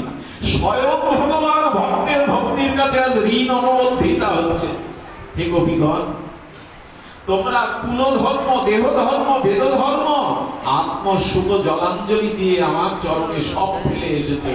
পুত্র কন্যা সংসার বিনিময় আমি তোমাদের কিছু দিতে পারিনি। তাই শোনো গোপীগণ, আমি যদি ব্রহ্মারও কল্প আয়ু পাই, তবু তোমাদের ঋণ কোনো কালে শোধ করতে পারবো না। হে গোপী, আমি যদি ব্রহ্মারও আয়ু পাই, তবু তোমাদের ঋণ, আর স্বয়ং ভগবান ভক্তের কাছে ঋণগ্রস্ত হচ্ছে। তবে শোনো, আমি আসছে কলিযুগে তোমাদের ভাব নিয়ে আমি পথের প্রান্তরে জঙ্গলে রাধা রাধা বলে, গোপী গোপী বলে কেঁদে চোখের জলে আমি তোমাদের ঋণ শোধ করব। যারা ভগবানকে ভালোবাসে, যারা নিষ্কিঞ্চন নিষ্কাম ভাবে ভগবানের সেবা ছাড়া কিছু চায় না, ভগবান সেই ভক্তের কাছে চিরদিন ঋণ হয়ে যায়। কৃষ্ণ বলছেন, আমি ঋণ শোধ করবার জন্য আমার বৈকুণ্ঠে, আমার নিত্য গোলকে এমন কোন দ্রব্য নাই যে আমি ভক্তের ঋণ শোধ করতে পারি। আমার ঘরে দ্রব্য নাই আমি ভক্তের প্রেমের ঋণ শোধ করতে পারি। আশ্চর্য কথা, আমার ঘরে এমন দ্রব্য নাই যে আমি ভক্তের ঋণ শোধ করতে পারি। তখন গোবিন্দকে বলছে, তাহলে কিভাবে শোধ হবে? কিভাবে শোধ হবে বলে দাও। গোবিন্দ বললেন, আমি দিও মানাং না গৃহান্তি বিনামত সেবনং বিনা, আমার ভক্তকে আমি ধর্মাত্ম কাম মোক্ষ মুক্তি দিতে চাই। ফেরি করে বলি তুমি নাও কিছু, আমার ভক্ত বলে তোমার সেবা ছাড়া নিতে চায় না। আমি সেই ভক্তের ঋণ আমি কি করে শোধ করতে চেষ্টা করি জানো? উদ্ধবকে বলেছিলেন, উদ্ধব আমি ওই ভক্তের ঋণ শোধ করতে না পেরে আমি ওই ভক্তের পিছনে পিছনে ছুটে বেড়াই। কেন ছুটে বেড়াই জানো? নিজেকে ওর কাছে বিক্রি করব বলে। আমি নিজেকে আত্মবিক্রয় করব বলে ভক্তের কাছে। ভক্ত আত্মবিক্রয়ের জন্য ছুটে বেড়ায়, আর একটা কারণে ছুটে বেড়ায়। কতটা বড় মার্মিক কথা। উদ্ধবকে বলে, উদ্ধব ভক্তের ঋণ আমি শোধ করতে পারি না, এই জন্য ভক্ত যে পথ দিয়ে চলে আমি পেছনে পেছনে চলি, যাতে ভক্তের পাত ধুলো উড়ে এসে আমার গায়ে পড়ে, আমার অঙ্গে ভক্তের পায়ের ধুলো এসে পড়ে। উদ্ধব বিস্ময় প্রকাশ করে বললেন, তুমি ভক্তের পেছনে চলো, ভক্তের পাত ধুলো তোমার অঙ্গে পড়বে বলে? কেন জানো? যার কাছে ঋণী থাকে মানুষ, তার পা, তার চরণটা ধরলে, তার পাটা ধরলে, তার পায়ের ধুলো নিলে কিছুটা ঋণ মুকুব করবার জন্য তার মনে দয়া আসে। আমি ভক্তের পায়ের ধুলো আমাকে মাখি যে আমি তার ঋণ শোধ করতে পারিনি বিধায়। এত বড় কৃতজ্ঞ ভগবান, ভক্তের ঋণ পরিশোধ করতে পারেন না। দেখুন, এই জন্য ব্রহ্মা বলেছেন তাবৎ গ্রহদাস্তে নাগারা গৃহম গিরম তাবৎ মোহনী গড় যাবৎ কৃষ্ণ নতে জানা। এক সময় ব্রহ্মা ভগবানকে বলছেন, ভগবান আমার মাথা ঘুরছে। কথাটা খুব প্রাসঙ্গিক কথা, খুব তত্ত্ব কথা। ব্রহ্মা বলছেন, ভগবান কৃষ্ণকে বলছেন আমার মাথা ঘুরছে। বলে কেন? বলে একটা সিদ্ধান্ত মিলাতে পারছে না, হিসাব মিলাতে পারছে না। কি হিসাব জানেন? বলে ব্রজবাসীদের তুমি কি দেবে কৃষ্ণ? শুনছেন তো? ব্রজবাসীদের তুমি কি দেবো? কৃষ্ণ বলছে কি দেবো মানে? আমি কারো সখা হয়েছি, কারো পুত্র হয়েছি, কারো প্রিয় হয়েছে, আমি তো সর্বস্ব দিয়েছি ব্রজবাসীদের, গোপীদের। ব্রহ্মা বললেন এই জন্য তোমার মাথা ঘুরছে, আমি হিসাব মিলাতে পারছি না। কি হিসাব ব্রহ্মা? বলে যে পুতনা বালঘাতিনী, শিশু হত্যাকারিনী, রুদির সনা, যে রক্তপান করে, শিশু হত্যাকারী, যে তোমাকে কালকুট বিষ দিয়ে হত্যা করতে গেল, সেই পুতনাকেও তুমি ধাত্রীগতি অর্থাৎ মাতৃ সম্মান দিয়ে দিলে। তো যে বালঘাতিনী, রক্ত রুধির সনা, অপবিত্র পুতনা, যে তোমাকে বিষ খাইয়ে হত্যা করতে এলো, তাকেও যদি মায়ের স্থানে বসাও, আর যশোদাকেও যদি এ স্থানে বসাও, আমার হিসাব মিলছে না যে ব্রজবাসীদের তুমি কি দেবে। ওকে যদি এই দেবে, তাহলে ব্রজবাসীদের তুমি, শ্রীকৃষ্ণ নীরব, কোনো উত্তর নেই। আচ্ছা, 5 ঘন্টা পরিশ্রম করে যে বেতন, আধা ঘন্টা পরিশ্রম করে তার বেতন তাই হয়? একজন মন্ত্রীর বেতন, একজন চৌকিদারের বেতন এক হয় কি? সাম্যতা থাকে কি? তা ব্রজবাসীরা জীবন যৌবন ঘর সংসার সব তোমাকে দিয়েছে, তাদেরও যদি পুতনার গতি দাও, তবে তোমার হিসাব মিলছে না ভগবান। আহা, ব্রহ্মা বাক্য তো, এই কথাটা ব্রহ্মার মুখে মানায়, বেদজ্ঞ তো, পরম জ্ঞানী ব্রহ্মা বলছে হিসাব মিলছে না। তখনই ব্রহ্মার কাছে গোবিন্দ বললেন, ব্রহ্মা আমি অনেক বিচার করে দেখেছি, ব্রজবাসীর ঋণ আমি কোনোকালেই শোধ করতে পারব না। তারা আমার জন্য যা সবকিছু শোধেছে, আমি কৃষ্ণ, আমি স্বয়ং ভগবান হলেও ভক্তের ঋণ কোনোদিন আমি শোধ করতে। এই জন্য বলি কি, চাওয়া পাওয়াটা একটু দূরে রেখে একটু ভগবানকে ভালোবাসো। কিছুই চাই না তোমার কাছে, তুমি সুখী হও, তুমি আনন্দ পাও। ইহকালে পরকালে আমি তোমার কাছে কিছুই চাই না, যেন তোমাকে সেবা করতে পারি, তোমাকে আনন্দ দিতে পারি। এইটুকু বললেই দেখবে হৃদয়টা কত বিস্তার হয়, হৃদয়ে কত শান্তি আসে। কামনা বাসনা নিয়ে ভজন করলে হৃদয় প্রশস্ত হয় না, হৃদয় সংকুচিত হয়, ওটা চাওয়া পাওয়া হয়ে যায়। এই জন্য 12 ঘন্টা হনুমান প্রভুর চরণ সেবা করেন। রাত্রে কি করেন? রাত্রে যখন কনক ভবনে সীতা এবং রামচন্দ্র যেখানে থাকতেন, সেই ভবনটার নাম হলো কনক ভবন, আজও মিথিলায় আছে। তো যখন সীতামার অন্দরমহলে প্রভু রাঘবেন্দ্র রাম প্রবেশ করছে, তখন হনুমান ও রামচন্দ্রের পেছনে পেছনে যাচ্ছে। আচ্ছা, যেখানে দম্পতিরা থাকে, রাজা রানী থাকে, অন্দরমহলে দাসেরা যেতে পারবে তো, সেবকরা? হনুমান যখন আসছে, রাম তখন বলছে, হনুমান তুমি ভেতরে আসতে পারবে না। প্রভু কেন? বলেন এর ভেতরে তোমার মা আছে, সীতা আছে, এখানে আমি আর তোমার মায়ের অন্তরঙ্গ সখী ছাড়া, 2-4 জন ছাড়া এই দাম্পত্যের মধ্যে কারো আসতে নেই। হনুমান বলে, প্রভু রাতের 12 ঘন্টা তাহলে আমি কিভাবে কাটাবো? তোমার চরণ ছাড়া যে আমার ভালো লাগে না কিছু। কোনো আবেগের কথা নয় এটা, কোনো আবেগের কথা নয়। একটা শিশুকে ভালোবেসে যেমন মা সারা রাত জাগে, দুগ্ধপোষ্য শিশু, 7 দিনের 8 দিনের শিশুর জন্য মা ঘুমায় না। হনুমানও বললেন, তোমার চরণ ছাড়া যে রাত্রি ঘুম আসবে না আমার। প্রভু আমি এর মধ্যে ঢুকতে পারি না, তোমার চরণ। বলো, হনুমান কেন বোঝো না? এর মধ্যে অন্য কারো প্রবেশের অধিকার। সীতামা বলছে, হনুমান বাইরে যাও, সারাদিন প্রভু সেবা করেছো, এখন বাইরে যাও, এর মধ্যে তোমার আসার অধিকার নেই। সকালে প্রভু ব্রাহ্ম মুহূর্তে উঠে যখন সরযূতে স্নান করতে যাবে, দরজা খুলেই দেখে হনুমান ওখানেই সারা রাত বসে পড়ে রয়েছে। হনুমান, তুমি ঘুমাওনি? বলে, প্রভু, তোমার সেবা ছাড়া, তোমার চরণ ছাড়া আমার কিছু ভালো লাগে না, আমার ঘুম আসেনি। এইভাবে রাতের পর রাত হনুমান ওই দরজার পাশে। একবার ভাবুন তো, কতটা ভালোবাসলে, কতটা প্রেম ওই চরণে আসলে সারা রাত ওখানে জেগে জেগে থাকে। রামের ভালো লাগে না, বলে, হনুমান কেন পড়ে থাকো এই দরজায়? সীতামাকে অনুরোধ করেছি আমি, এর ভেতরে মা তোমাকে আসতে দেবে না। ওই ওই ওই ব্যথা বেদনা নিয়ে সরজ নদীর তীরে হনুমান কাঁদছে। কোনো উপায় নেই মা। সরজু দেবীকে ডেকে বলছেন, সরজু দেবী, আমাদের যেমন যমুনা, অযোধ্যাতে তেমন সরজু, সরজুকে ডেকে বলছেন, দেবী কোনো উপায় করতে পারো না? হনুমানের চোখের জল যখন দুই এক বিন্দু করে সরজু নদীতে পড়েছে, জল টকবক করে ফুটতে শুরু করেছে। ভক্তের চোখের বিরহের জল, এটা ভগবানের হৃদয়কে বিগলিত করে দেয়, সিংহাসনকে টলিয়ে দেয়। ভক্তের চোখের জলের অনেক অনেক মূল্য, ভক্তির প্রেমাশ্রুর অনেক শক্তি। সরজু তখন প্রকাট হয়ে বললেন, হনুমান, আজ থেকে আমি তোমায় একটা উপায় করে দিচ্ছি।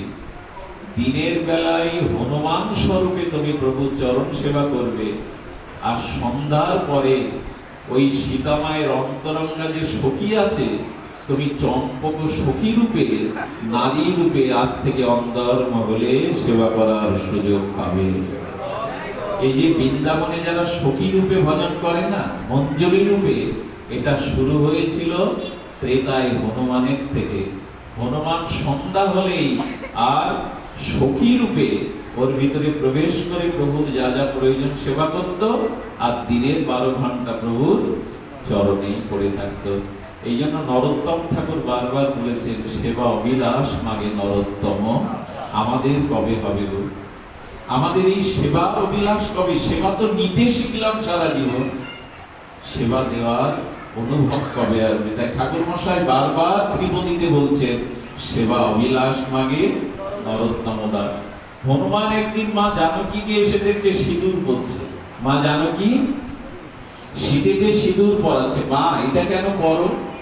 বলে, হনুমান শোনো বাবা, এই শীতিতে সিঁদুর সধবা রমণী যদি দেয়, তাহলে প্রভুর আনন্দ হয়, প্রভুর আয়ু বৃদ্ধি হয়, প্রভু বড় প্রসন্ন হন শীতে সে সিঁদুর দেখলে।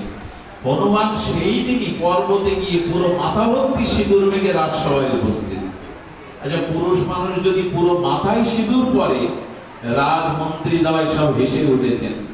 রামচন্দ্র হৃদয়ের অনুভব জেনে মন্ত্রীদের বসতে বলে আর হাসিটা থামিয়ে বলছে, হনুমান বলো তো কেন তুমি সিঁদুর মেখেছো? হাত জোর করে কি বললো জানেন?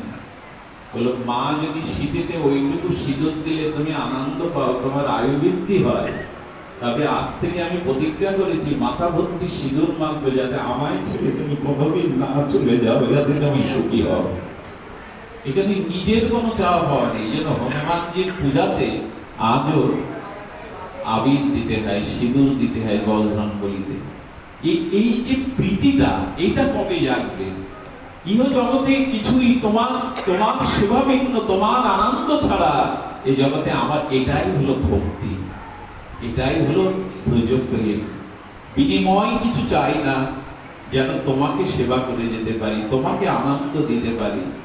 এই জন্য ঠাকুর হরিদাস পর্যন্ত চিন্তা করলেন, আমার আগে যদি মহাপ্রভু চলে যায়, আমার আগে যদি মহাপ্রভু চলে যায়, তাহলে সে ব্যথা আমি সহ্য করতে পারবো না।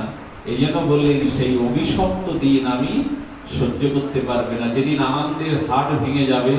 লীলাচল হতে প্রভু তুমি বিদায় নেবে, পুরো লীলাচল অন্ধকারে ঘনিয়ে আসবে। অভিশপ্ত লীলাচলে হা গৌরাঙ্গ, হা গৌরাঙ্গ, সেই অভিশাপের ধ্বনি হাহাকার আমি শুনতে পারবো না। হরিদাস, তুমি কি বলতে চাইছো? বলতে চাইছি, তোমার আগে যেন আমি চলে যাই প্রভু। তোমার অদর্শন, তোমার ওই অভিশপ্ত বিদায়ের দিন আমি যেন ভক্তের ইচ্ছাটা দেখুন, আমার আগে ভগবান কেন চলে যাবে, আমি যেন ভগবানের আগে চলে যাই। এই যখন ভক্ত বলছে, মহাপ্রভু মনে মনে ভাবছেন, আমার হৃদয়ের গোপন কথা হরিদাস কি করে জানলো? আমি যে আর বেশি দিন লীলায় থাকবো না, হরিদাস কি করে জানলো? হরিদাসকে তখন বললেন, আচ্ছা হরিদাস, তুমি আমার আগে যেতে চাও, তুমি চলে গেলে আমিও থাকতে পারবো তো, আমারও ভালো লাগবে তো। তোমার আমি যেমন, তোমার হরিদাস বলছেন প্রভু তুমি ছাড়া যেমন আমার কেহ নাই, মহাপ্রভু বললেন আমার যত কাজ সব তোমার লয়া হরিদাস, তুমি ছাড়াও তো আমার কাজ সম্পন্ন হবে না, তুমি চলে গেলে আমারও ভালো লাগবে তো। মহাপ্রভু মনে মনে কি বলেছিল জানেন? যাও হরিদাস, আগে যাও, আমি তোমার পিছু পিছু আসছি। হরিদাস চলে গেলে মহাপ্রভু আর বেশি দিন জগতে থাকেনি, কারণ ভক্তাধীন ভগবান, ভক্তের হৃদয় আর ভগবানের হৃদয় মিলে এক হয়ে যায়। এই জন্য ভক্ত সহ্য করতে পারছে না প্রভুর চলে যাওয়া, আর প্রভু মেনে নিতে পারছেন না হরিদাসের চলে যাওয়া। এটাই প্রেম, এটাই ভক্ত ভগবানের নিঃশব্দ সম্বন্ধ। হরিদাস বললেন তুমি চলে গেলে আমি সহ্য করতে পারবো না, এই জন্য আমার ইচ্ছা তোমার আগে মোর শরীর পারিবা, আমি তোমার আগে যেন চলে যেতে পারি।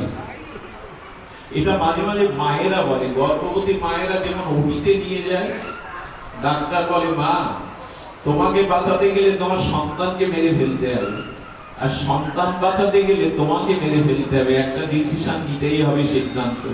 মা কি বলে জানেন? আমি মরি মরি ক্ষতি নেই, আমার খোকাকে জগতের আলো দেখান।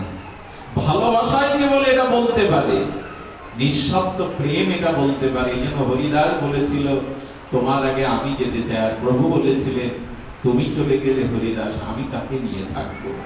হরিদাস চলে গেল প্রাণে বাঁচা ভার, মানে প্রভুর প্রাণে ভার হয়ে গেছে, হরিদাস চলে গেছে আমি কাকে নিয়ে। হরিদাস আছিল পৃথিবী শিরোমণি, তাহা বিনা রত্ন শূন্য হইল বেদিনী। ভক্ত চলে গেলে প্রভুর কাছে রত্ন শূন্য হয়ে যায়, প্রভুর কাছে জগৎ শূন্য হয়ে যায়। এই হলো ভক্তি, এই হলো ভক্ত ভগবানের সম্বন্ধ। শুধু ভক্তগণ, এই পাশাপাশি সার্বজনীন বোধা মন্দিরে আজ আমার আসবার কথা ছিল না, ছিল আগামীকাল।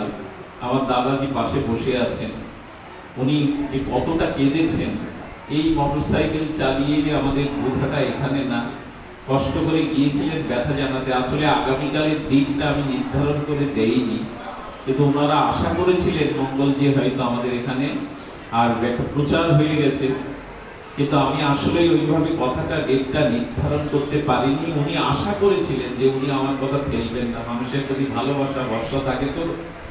তো আমি ওনার চোখের জল থেকে যারা গিয়েছিলেন আমার ওখানে, সে কারণে আজকের একটা পাঠ ভগবানের কি ইচ্ছা দেখুন, ওনার বিদায় বেলা ওনার চোখে আমি জল দেখেছিলাম।